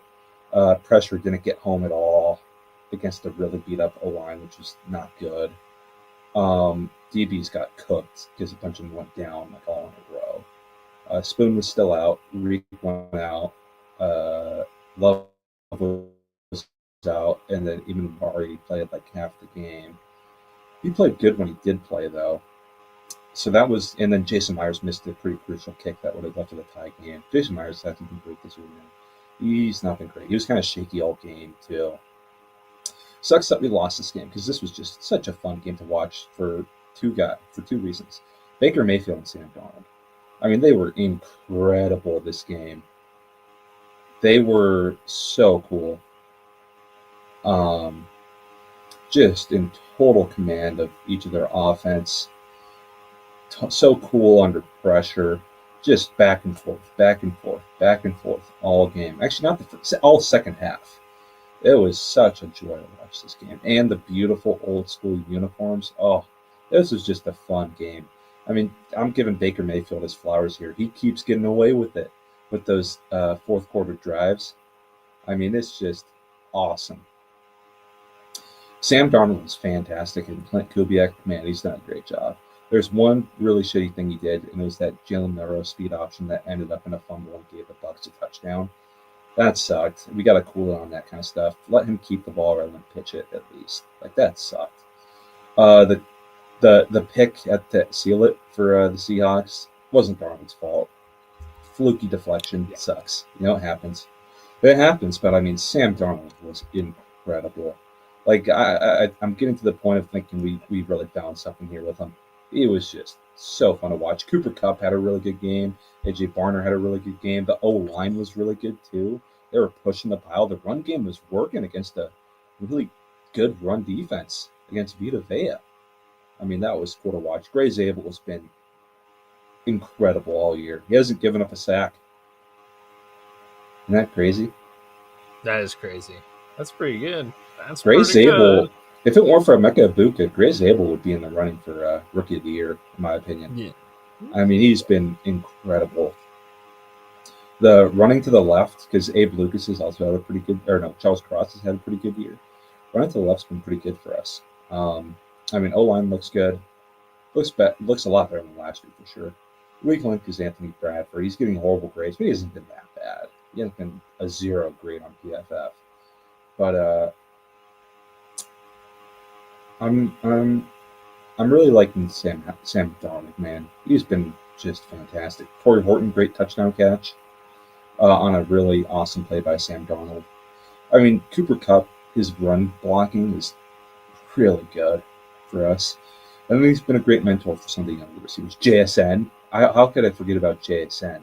Wow, He's really come on this year. He's playing like a top 5 receiver right now, Beau. You don't want to say it, but he is. I'm not saying he's not playing like a top 5 receiver. I'm just saying, is he a top 5 receiver? I think he's really cracking that right now. He's been incredible this year. But I mean, yeah, the loss really hurts, and we're banged up, and we got a tough schedule ahead. But I mean, I'm feeling good about the Seahawks right now. I mean, that's a playoff team, and we hung in there right with them and had a lead, and just couldn't get it done.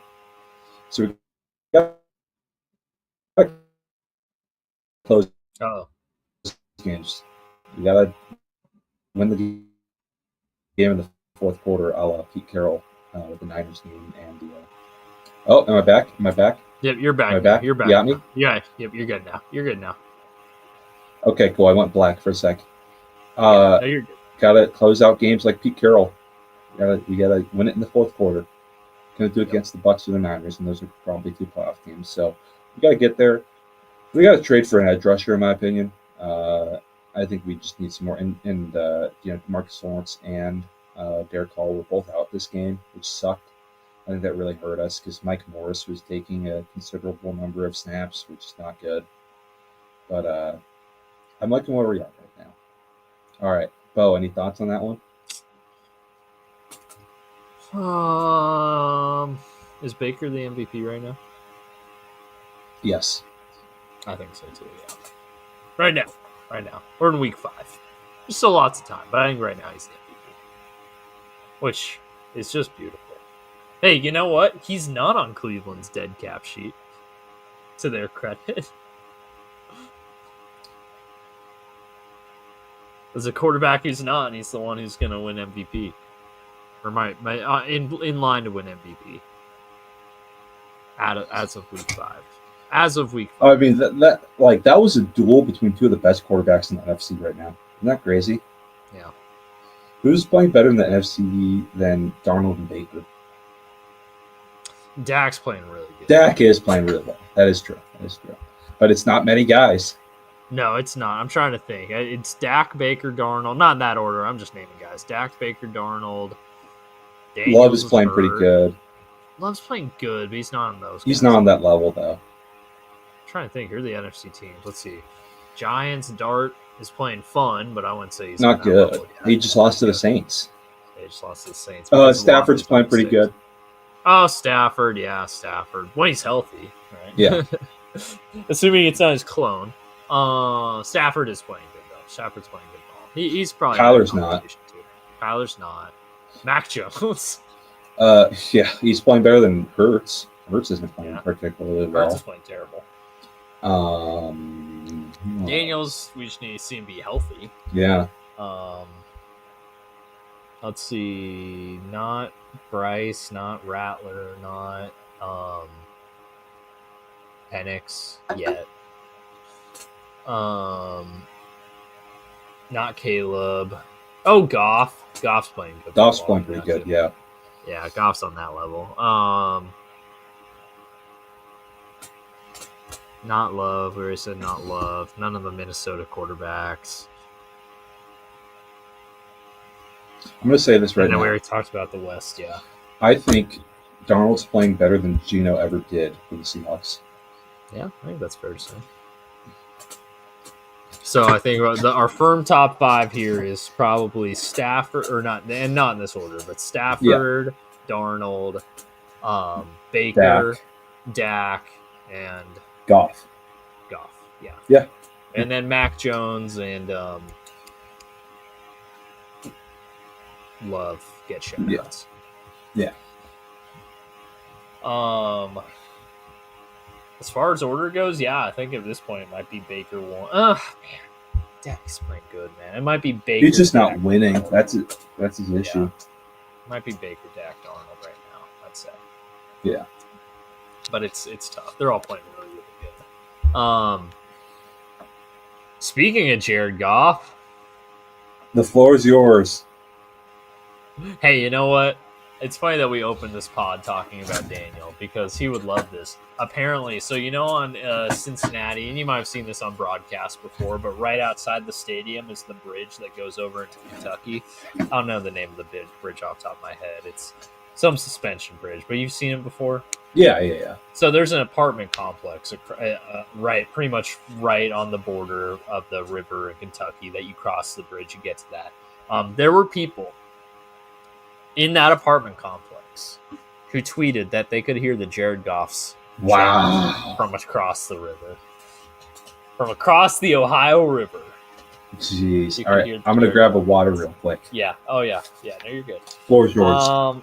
Where should begin with this? Actually, you know what? I do know where to begin. The Bengals' defense was not terrible in this game. They weren't good. They weren't great. They were not terrible.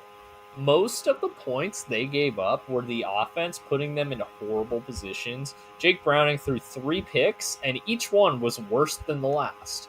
He is genuinely a terrible quarterback, which is why Joe Flacco is now a quarterback. I'm not even going to get upset about this, but yeah, anyways. He was so bad, and I'm wearing the Folsom Bulldog shirt right now. I want to love Jake Browning, I really do, but holy crap, he was so bad in this game. Other games, like the Minnesota game, wasn't quite his fault. Like, he played poorly, but everyone played poorly. And most of the turnover, I mean, they had 5 fumbles, and none of them were on him, technically. So, it's not really his fault. The Denver game, he played bad, but he didn't have a bunch of turnovers, to his credit. Like, at least he had that going for him. Would you rather give up cold water or give up fried food? I'd rather give up fried food. That sounds like a healthy choice. Make the healthy choice for your body. You need cold water on a hot day. You never need fried food. It's a good question. Where was I? Denver. Yeah, he was bad, awful even. But everybody was awful, so it wasn't quite his fault. Against Detroit, it really felt like the team around him, especially considering their opponent, they weren't awful. Like, the blocking was actually pretty decent for most of the day. The offensive line was actually holding up for once. The receivers were getting open. The defense was, they were giving them 3 and outs, and they were giving them the ball back, and it just didn't matter. Jake Browning was horrible. And the only reason they're able to get back in this game was garbage time points, because the Lions, Terrion Arnold got hurt, and Amik Robertson had no chance of covering Jamar Chase go balls. Yeah. So that's how they got. That's how they got points in this game. So, I mean, credit where credit's due. Yeah, he finished with 3 touchdowns, but the 3 interceptions are the reason they lost. And I know in a 28-3 game, it's not all in the quarterback. Obviously, final score was 37-24, but it was 28-3. It was over before the garbage time touchdowns. In a game like that, you never want to put 100% on the quarterback. I will say, I think if Joe Burrow had played this game, the Bengals would have found a way to win. Because he's not going to throw 3 first-half interceptions. He's not going to consistently miss wide-open wide receivers. He's not going to throw behind his receivers and lead to picks. He's not going to not run the offense. He's not going to not operate the offense at the speed it's supposed to be. He's not going to waste the fact that he's actually got clean pockets and that his defense is actually giving him the ball back pretty consistently against one of the best offenses in football. Like that, I've got to say this. You weren't on here. The Bengals defense actually had a pretty good game against the Lions, all things considered. Not amazing, but I'd say of the 37 points the Lions scored, well, no, I won't even say. I know this for a fact. 3 of the Lions' touchdowns, well, actually a safety. So 23 of the Lions' 37 points were directly caused by Jake Browning making a stupid mistake on the Bengals side of the field. Between the safety and 3 interceptions, all in Bengals territory. And they weren't even like trying to make something happen. They were just horrible throws where it's like you watch the film and it's like, what are you thinking? So Jake Browning absolutely deserved to get benched. And I got to say, and I love Jake Browning, man. Folsom Bulldog, Washington Husky. I want to love you, man. You've earned love. However, his response to his benching was also pretty pathetic when he said, like, yeah, I didn't play well, but, there's more to an offense and there's more to offensive success than the quarterback. Like, no, just say, hey, I played like crap, and I'm going to work my butt off to get back in position. That's all you got to say. You don't got to put blame on other people. Should there be blame on other people? Absolutely. I've said that before. I've come on this program and said that before. You don't have to say that. You're the quarterback. You're supposed to be taking accountability. And that brings us to Tuesday's news. They traded for elite quarterback Joe Flacco. Yeah, we'll see, man. I don't know. Joe Flacco's a statue, but so is Jake Browning. I think what Joe Flacco gives you is actually able to operate the offense at the pace it's supposed to be operated at, and B, a pretty good arm. Jake Browning has neither of those things. So I'm not saying sad but true. I'm not going to sit here and say, oh, the Bengals Super Bowl runs back on, or oh, we're going to win the North, or anything like that. I will say I think Bengals football is going to be watchable again. So, if that's the barometer we're at, hey, there you go. I will also say, and this is all speculation, this is all rumors. I have heard rumors that Thanksgiving night in Baltimore, a certain quarterback named Joe, and not Flacco, may be ready to return. But that's just rumors. And again, if we are doing the quick math, if we're 2-9 at that point, don't bring him back. Let the boy rest. If we're 2-9, let the boy rest. But if we're like 5-4, 4-5, if we're 4-5, because we were 3-6 last year, and we still almost came back and made the playoffs. Hold on, let me look at the schedule. With Joe Flacco, let me use my copium goggles here. Copium goggles are on. Okay. We're not beating the Packers. We could beat the Steelers. We could win all 3 of these games. Yeah. So we're Take gonna drop one to from the 2-4. Steelers, beat the Jets and the Bears. So we're going to drop to 2-4. We could then be 5-4. Say we lose to the Steelers 5-5. Home against the Patriots. Even if we lose 5-6, I think that's a good. Trot him out there. Trot him out. That's enough. That's enough. If we're 5-6, or if we're 5-6, bring Joe back. Even if we're 4-7, bring Joe back. If we're 4-7 or better at Thanksgiving and Joe can come back, I'd say. Yeah, I agree. Any worse, and I'd say. Any worse, I say. 9-8 could be good enough in the Because we were NFC, 4-7 in the last AFC year, and then North. we won it. We were 4-7 last year, and we won. Yeah, I mean, it So. could be good enough. It could be good enough. Or no, we were 4-8 last year. Never mind. Even worse. So, but we'll see. We'll see. Joe, just keep us afloat, man. That's all you got to do. Jake wasn't getting it done. Oh, will you give him your football? Would you give him your foot? Wait, what? Would you give Joe your foot? I would give Joe my foot. I've already offered, but apparently that's not medically possible right now. Damn, that sucks. I know. But hey, they're getting there. They're working on it. Anyways, yeah. So big news out of Cincinnati of obviously Jake getting benched, Joe Flacco being brought in. So hopefully it brings some life back to this. Back to the season. Jamar Chase finally did something for fantasy. So there you go. There's the fantasy update. I know we all love those, but he finally did something for fantasy, so we like that. See. Jamar Chase doesn't suck now, contrary to what people think. He just had horrible quarterback play, which I guess every receiver. I guess Justin Jefferson's been bad quarterback play, but. Eh. Anyways, next game, Commanders going to LA. Kind of taking it to the Chargers. I mean, when Dan Quinn got hired, I did not expect them to be coached this well on offense and defense. They're a fun team to watch. Yeah. Look at that. The Krosky Merritt breakout game, 111 yards on the ground, 2 touchdowns. They were down 10-0 early in this game, and they dominated from there. So really, really good coaching to keep their foot on the gas. Without Jaden Daniels. No, Jaden Daniels played this game. Oh, shoot, my bad. Yeah, he was bad. But I mean, point being, it was his first game back, and that's not easy. And they did really well. Credit to the Commanders. They had a really good game plan going to this one. Not Commanders. Chargers starting to falter a little bit. They're starting to fall off the wagon. 2 straight losses to NFC East teams. That's brutal. Who do they play this week? Who do the Chargers play? Chargers play the Dolphins. Oh, they'll be fine. Okay. They'll get back on. They'll get back on the wagon. They'll be okay.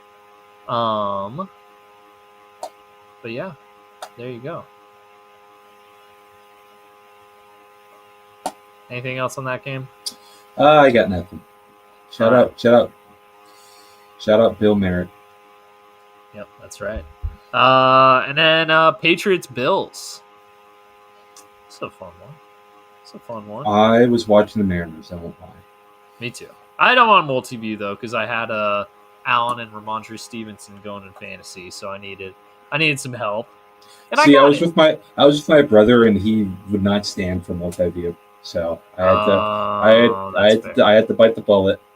So I would multi-view during Mariners commercials. Yeah. Oh, he would have gone crazy if I did that. Really? During the commercials? He's not a sicko like us, man. That's fair, but I mean the commercials suck, dude. But we talked during that, I guess that's fair. Okay. I didn't have anybody to talk to, so okay. That makes sense.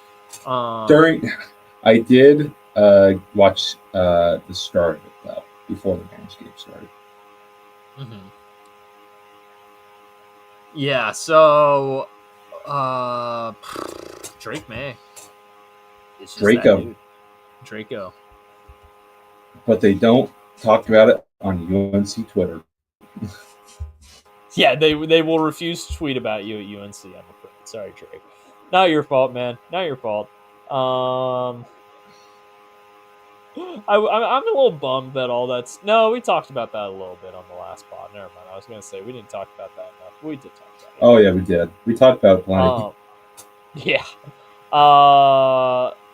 Yeah. No, it's a joke. It's a joke. But anyways, no, Drake Maye is kind of just a baller. Every game this year, he's gotten better. He's gotten better consistently in every. He has. That's what he needs to do. I mean, Mike Vrabel's coaching him really well, man. Yeah. Josh McDaniels coordinating a solid offense right now. Hey, he's always... Actually, you know what I will say? Josh McDaniels gets a hard time for how crappy of a head coach he was. And yeah, fair enough. Multiple times at this point, too. But every time he's been coordinating an offense in New England, it's been pretty good. He might just have his spot and shouldn't leave it. Yeah. Some people don't need to keep trying for promotions. Sometimes you find your role and you should just stick with that. You find your niche. Find your niche, exactly. As for the Bills, the first loss of the season. Is it panic time? Is it panic time in Buffalo? No, obviously it's not panic time in Buffalo. I will say though, it's their first division loss, and they've already played. No, they haven't played the Bills home game yet. I was going to say they've already played all their home division games, but no, the Jets one was on the road. They played 2 of their 3 home division games. Dolphins game was a lot closer than I think a lot of people thought it would be, and then they lose to the Pats. So they look a little bit more vulnerable, especially on defense, than I think we're used to. Who's the last undefeated right now? There are no more. That was the Dolphins, the Bills and Eagles were the only ones left. Bills and Eagles Bills smoked their cigars, huh? Or the Dolphins. Yep, Dolphins are smoking their cigars right now. 72 Dolphins. Yep, all the I think this is the earliest since 2014. Yeah, this is the earliest in a while. Yeah. And I remember 2014 because the Bengals were the last undefeated. And then they went to Foxborough on Sunday Night Football and lost by like 30. Week 5. Actually, what? Whoa, hold up. Connection point here. 2014, the Bengals were the last undefeated team. Played the Patriots and lost on Sunday Night Football. 2025, Bills were the last undefeated team. Played the Patriots and lost on Sunday Night Football. Nice. Very well done. There we go. Oh, man, I know these things, man. I got that was a hell of a poll. That was some severe football autism right there. Let's be real. But that's okay.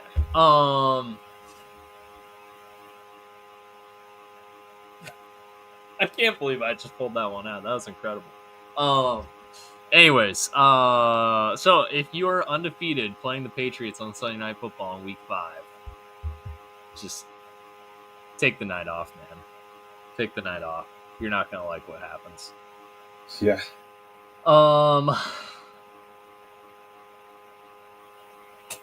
Where was I going with this? Oh yeah, Josh Allen.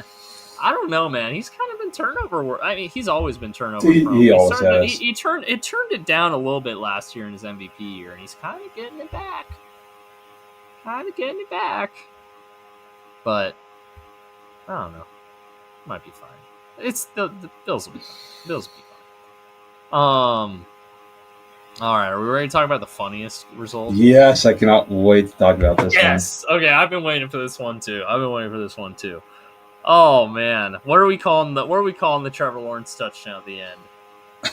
I don't even know. Stumblerooski? I like Stumblerooski's a good one. That was dude. Chris Jones is cooked.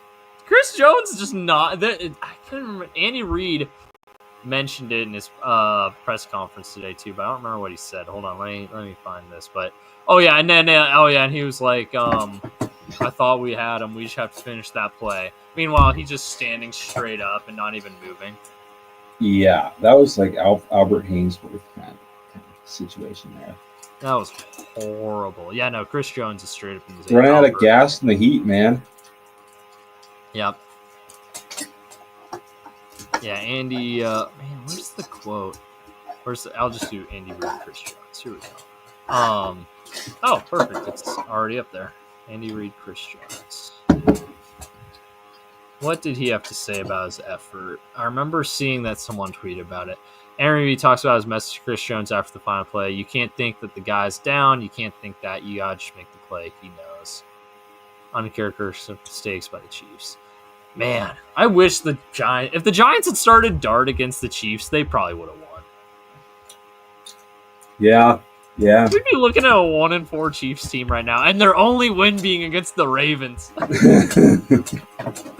Oh man, that would be so funny. Devin Lloyd, pick 6, 99 yard. Woo! I love the AI video. Chris Jones cheering on Trevor Lawrence as he scored the game-winning touchdown. Yep. Dude, Devin Lloyd's playing like an all-pro right now. Yeah. Yeah, he's awesome, dude. Yeah, that pick six, you mentioned. Dude, And then Devin Liam White's Cohn might be coach of the year right now. At this point, I think he has to be. He's 4-1. The only other contender would probably be like Shanahan, considering the quarterback situation. They keep winning. He'd be the only other one, I think. Yeah.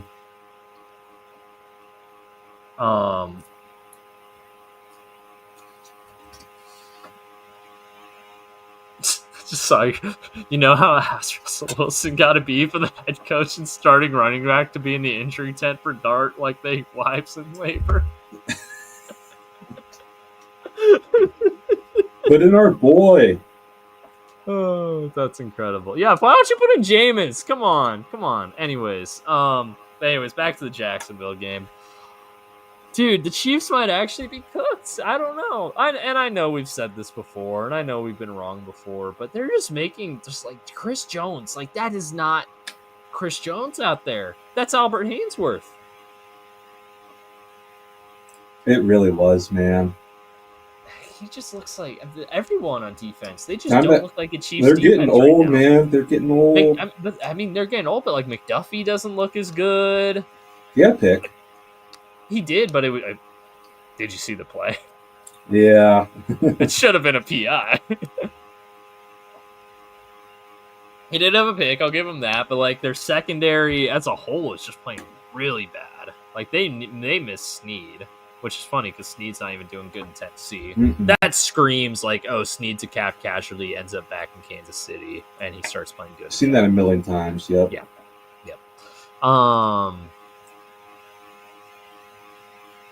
Yeah, no, I mean, their defense isn't playing good.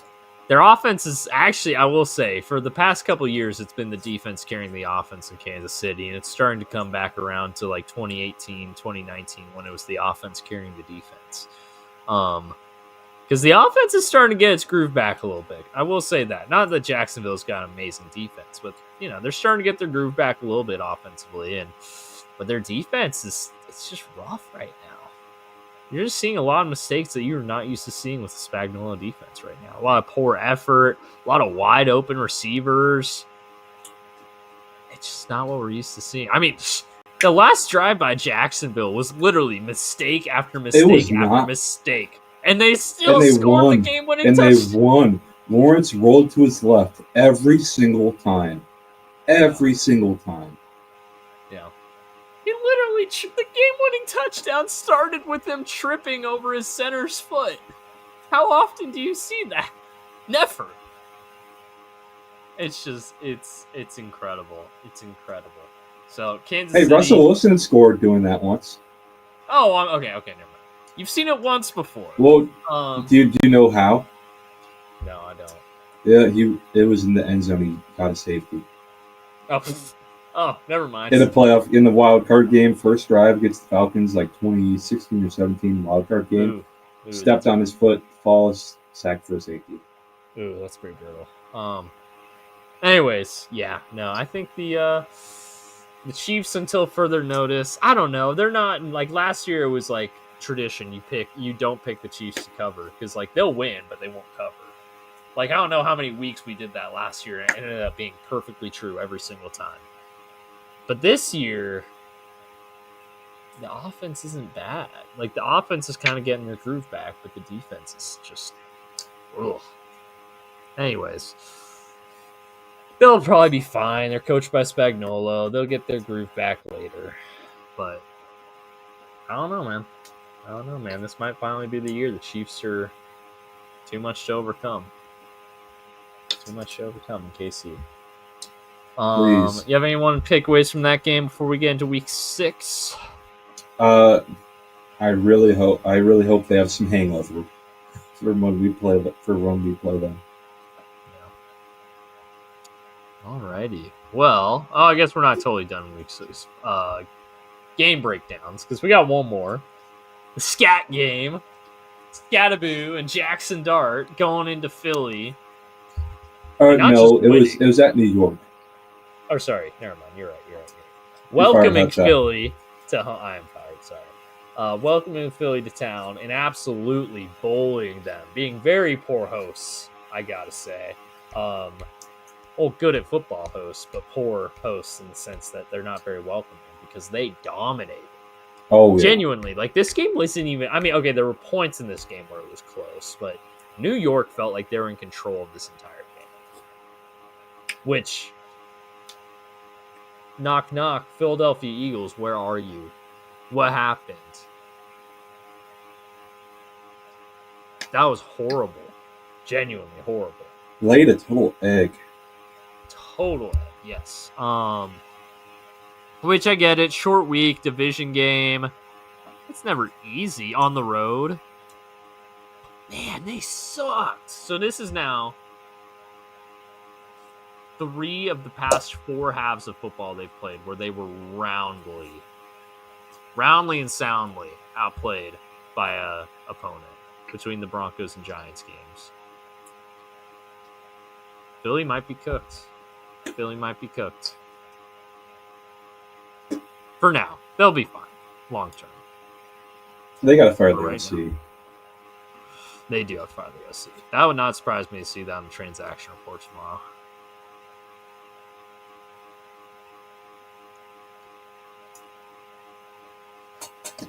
Scatterboo, I was wrong about you, man. I was wrong. I admit it.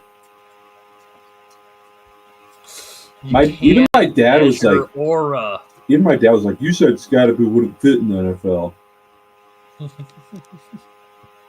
Oh man, shout out your dad. Even he was roasting me. You know what Daniel would say if he was right here right now? He would say, "You can't measure heart. He absolutely can't measure would. aura."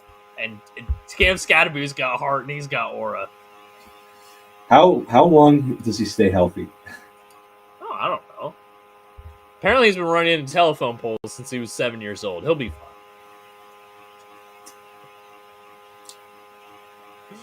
fine. We'll see. I mean, I don't know. It might not be very long, but I'm not going to worry about that, man. Just keep the vibes up. Keep the vibes alive. All right. Any other game? Any more takeaways from Philly, New York before we get into picks? Rapid fire picks. No, sir. I'm ready for the picks. All right. You started on Tuesday, I believe, correct? Oh. You got okay. Am I back? My back? Am I back? It happened. Yeah, you're again. back. You're back. Jeez. Okay. Am I so back? You started It happened to me too. Yeah. Okay, good. Jeez Louise, keeps happening. No, you're good. So I believe you started with Philly, right? I think so. I don't remember, honestly. I think you did. I'm pretty sure you started. So I'll go. Denver, New York. Denver. This game's in London. Got a third straight British Oils game, so that's fun. Denver, 6.5 point favorites. Neither team's at home. I was going to say road favorites, but neither team's at home. This one's tough because the Jets can put up points on offense, but Denver's defense is playing really good. I think they'll be able to shut them down somewhat. And Denver's just kind of rolling at the moment. I think they got their offense figured out. And I don't think that Jets defense is particularly intimidating for that. So I'm going to take the Broncos to cover 6.5.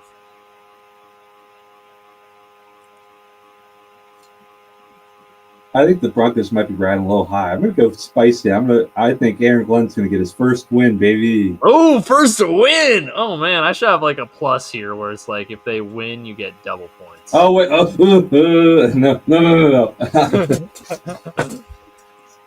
All right. Against the spread, bang. There you go. First win. I think he already has a win against the spread. Yeah, he won week 1 against the spread. Damn it, no. In fact, let's see. He's 2-1. Let's see. Okay, 2-2. He's 2-3 against the spread in his career, but he's 0-5 he's 0-5 straight up. All right. Colts Cards. Colts 7.5 point home favorites over the reeling Arizona Cardinals. Now loses 3 straight. Meanwhile, Colts are sitting pretty at 4-1. Who are you taking? Looks like wait, hold on. Before we do anything, Colts have how many many home games have the Colts already played? Let's see. Home in week 6, home in week 5. They were on the road in week 4 at the Rams. Okay, they're a road against Tennessee. Home. Okay. 4-2 split's not crazy. 4-2 split's not crazy. Never mind. I was like, man, it feels.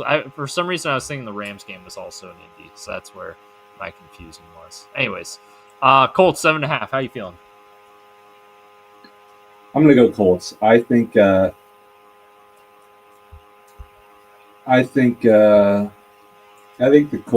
Cardinals are gonna be feeling really down this week. That can never be good in the locker room when the coach shoved the player and it's all over media and got a big fat fine. I think it's gonna be ugly. Yeah, there's two ways a team can respond to that. They can either rally and actually get closer and have a great week of practice, lock in, and maybe shock the world, or they can absolutely fall apart. I'm leaning towards fall apart. Give me the Colts to cover here. Chargers, Dolphins, Chargers. Okay, who are you picking? Chargers. We don't need to explain that one. Yeah. The Herbert Tua debate. That's gonna be a fun social media day. Oh yeah, it'll be a fun social media day. It'll be very funny if the Dolphins win. Oh, if the Dolphins win, it'll be beautiful. If the Dolphins win, it'll be beautiful. I can't believe this spread's only 3.5. I know. Like, I know the Chargers are faltering a little bit right now. But the Dolphins are horrible. Genuinely awful. Yeah, 3.5's crazy. Chargers cover that. They win. They cover. We feel good about it.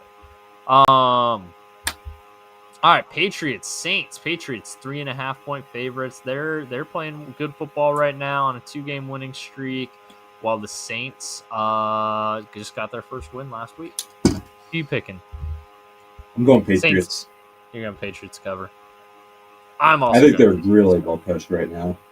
Yeah, no, they're balling. Both sides of the football, they're just playing really good football right now. I think, and the big thing is they keep getting better too. They never should have hired. They should have hired Vrabel from the start. It was so obvious. It was so clear. Yep. Maybe Vrabel just took a year off. Maybe. Well, no, but then he went and was an assistant in Cleveland this year. Oh, that's right. Yeah. So. Okay. Cleveland, Pittsburgh. Cleveland goes into Pitt as 5.5-point dogs. Dylan Gabriel versus Aaron Rodgers, who we all want to see.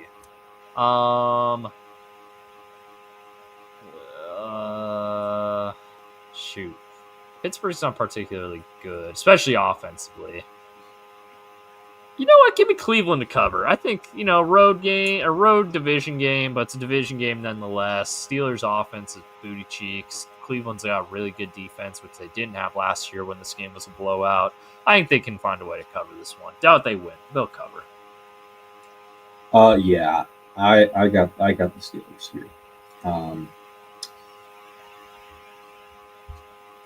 I have zero faith in the Browns. Although you know who's playing really, really well right now. Quinshon Judkins. He is, but also Carson Wentz. And Carson's West. Yeah. Honestly, they've just had a really good draft overall. Mm-hmm. Other than Shadur. Well, and Dylan Gabriel. But he's been, we've only seen one game of him. He might be fine. Carolina, Dallas. Dallas going to Carolina, dropping 3.5 points on the flight over.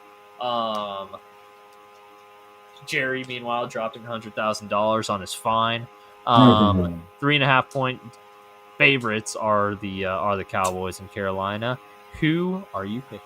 I'm gonna go with Dallas here. I think Dak's playing excellent football, and I don't think these two teams are particularly good. So I'm going to quarterback here.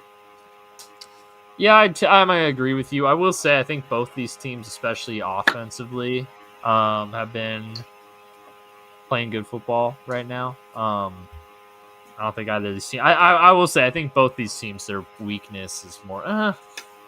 Carolina's kind of bad all around. But hey, they had a nice win last week. So Ted McMillan looks pretty good.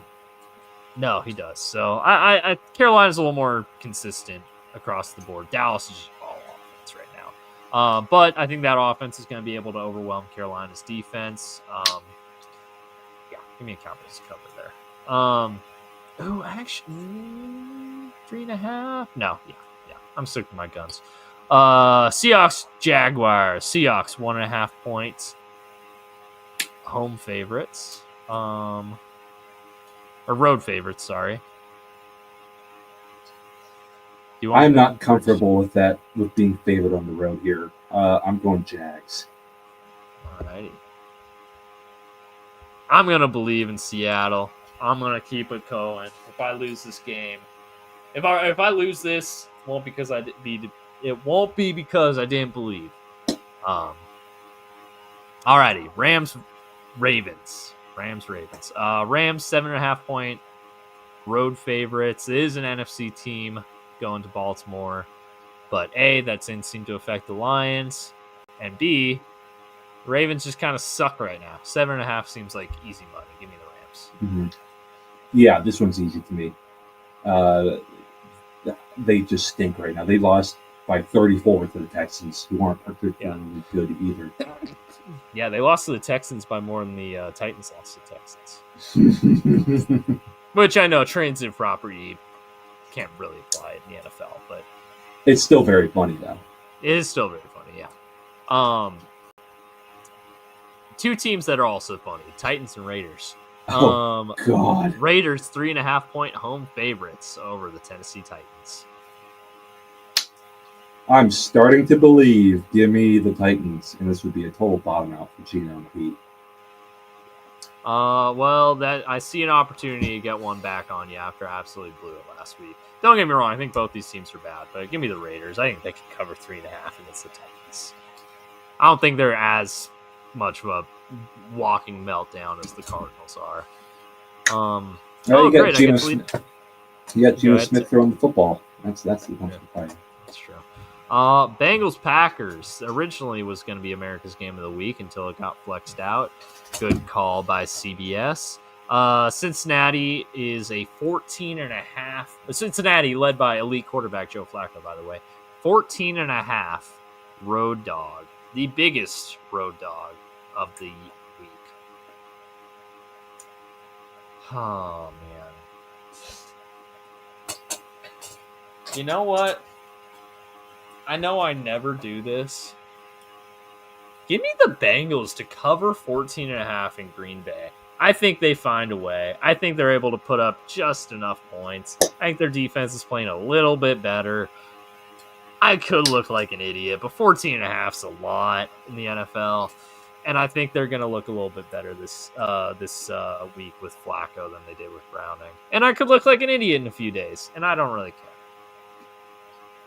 I'm going to take the Packers, and I know 14.5 is a ton in the NFL, but I think Micah Parsons is going to get in a lot of problems. Yeah, he should theoretically have a pretty good day. We'll see. I'll probably be wrong on that one. I'll probably just give back the one that I told you. Oh, nice, I finally got one when you picked the Titans, but we'll see. Bucs, San Francisco. Bucs 3.5 point home favorites over the Mac Jones led San Francisco 49ers. Who are you picking? I'm going Bucs, baby. I believe. Yeah, in the Baker, Tampa Bay Heat. Baker. Oh yeah. Tampa Bay Heat. Yeah, give me the Bucs to win. I think both two. I mean, the funny thing is, I don't think the Bucs are particularly well coached, but just Baker. Baker's just got something to him right now, man. Chiefs Lions. Chiefs 1.5 point home favorites on Sunday Night Football. Are you kidding me? I'm getting points with the Detroit Lions? Hell yeah. I thought the exact same thing. I can't believe we're getting points here. Yeah, okay. Yeah, and again, these teams are not just their records, right? The Chiefs are not a real 2-3 football team. Mm-mm. However, I cannot believe they are 1.5 point favorites over Lions. Like, that's crazy to me. Are we watching the same defense? I think the Lions are much better than the Jags. Oh yeah, have we been watching the same defense? I know. Vegas and us, because the Chiefs' defense sucks. Anyways, and a short week. Yep. And the Lions basically got a bye week because they played the Bengals last week.